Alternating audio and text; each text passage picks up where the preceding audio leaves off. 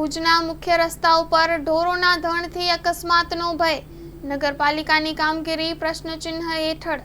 શહેરના વિવિધ મુખ્ય માર્ગો પર હાલ ગાયો અને ઢોરોના ધણ ફરી રહ્યા છે, જેના કારણે વાહન ચાલકો અને રાહદારીઓ માટે ગંભીર સુરક્ષા સમસ્યા ઊભી થઈ રહી છે। ખાસ કરીને સવારે અને સાંજેના પીક આર્સ દરમિયાન આ ઢોરો ટ્રાફિકમાં અવરોધ ઊભો કરે છે અને કેટલાક કિસ્સાઓમાં તો અકસ્માતનું કારણ પણ બન્યા છે। ભુજ શહેરના પાણી, ગટર અને ગેસ લાઇન પાથરવાના કામો વચ્ચે રસ્તાઓ પહેલેથી જ ખાડાઓ અને ખખડાટથી ભરેલા છે। આમાં વધુમાં ઢોરો રસ્તા વચ્ચે અચાનક આવી જતા હોય, જેને કારણે દ્વિચક્રી અને ચારચક્રી વાહનોના અકસ્માત વધી રહ્યા છે। નાગરિકોએ નગરપાલિકાની ઢીલી કામગીરી સામે અવાજ ઉઠાવવાનો આરંભ કર્યો છે। લોકોનો આરોપ છે કે જ્યાં એક તરફ જીવદયાની ભાવના રાખવી યોગ્ય છે, ત્યાં બીજી તરફ જાહેર સુરક્ષાનું પણ ધ્યાન રાખવું ફરજિયાત છે।